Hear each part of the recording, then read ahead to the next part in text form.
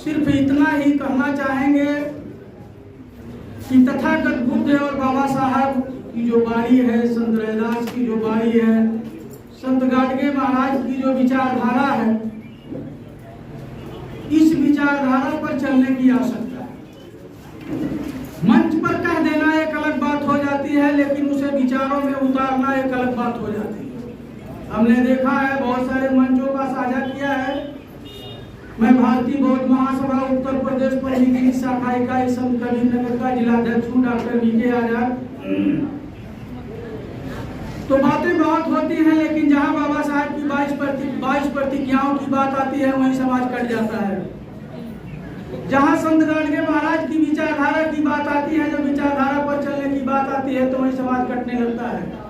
संत रैदास की विचारधारा की बात आती है, तो वहाँ विचारधारा से लोग कटने लगते हैं। आखिर वह कौन सा मंच होगा, उस समाज का संचालक करने वाले वह कौन से लोग होंगे? क्या अभी तक जितने लोग भी आए, जितने भी हमारे महापुरुष आए, क्या उनके विचारों में कोई कमी रही या क्या रहा?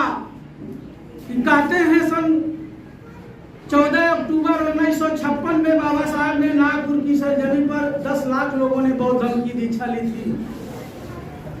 10 लाख ना सही, 5 लाख ही सही, लेकिन वो 5 लाख कहाँ चले गए? जो यहाँ आज धर्म की बात आती है तो लोग पीछे हट जाते हैं।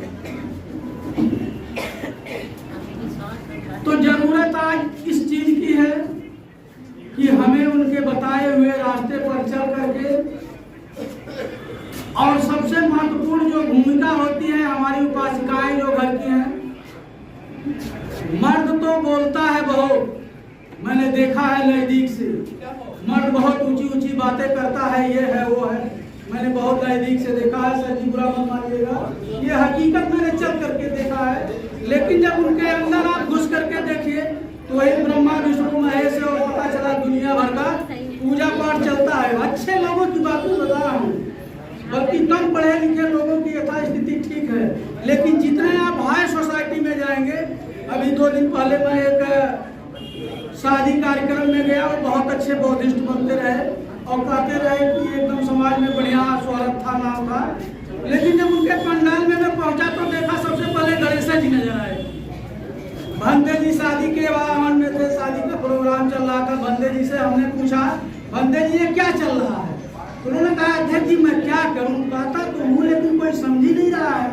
हमने कहा देखिए जैसे लोगों का अभिवादन हो रहा है, गणेश जी दिखाई दे रहा है, लेकिन तथागत बुद्ध का कहीं दर्शन नहीं हो रहा है। तो ये है,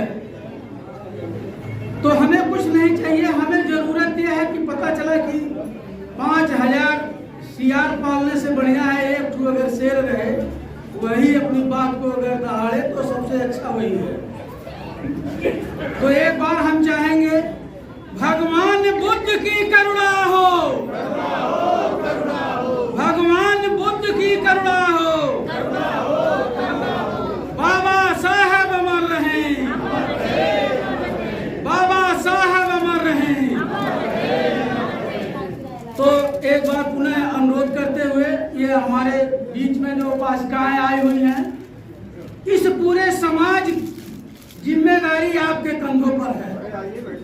आप अगर चाहें तो इस मनवाद को जड़ से मिटा दें। अगर आप नहीं चाहती हैं तो हम बोलते रहेंगे, चिल्लाते रहेंगे, लेकिन मनवाद को अपने घर से दूर नहीं कर पाएंगे। तो आई हुई हमें लग रहा है कि यहाँ काफी बुद्धिजीवी वर्ग की महिलाएं हैं और लगता है कुछ एम्प्लॉय भी हैं, कुछ नॉन एम्प्लॉय भी हैं। तो आप लोगों से सादर निवेदन है कि आप लोग अगर चाह लें तो कोई चीज असंभव नहीं है, और बाबा साहब की 22 प्रतिज्ञाओं का पालन करने की कोशिश करिए। और तथागत बुद्ध ने जो कहा है कि यत् दीपक हो, अपना दीपक आप स्वयं बने। और जब हर व्यक्ति अपना दीपक स्वयं जलाने लगेगा तो कहीं किसी की जरूरत नहीं पड़ेगी।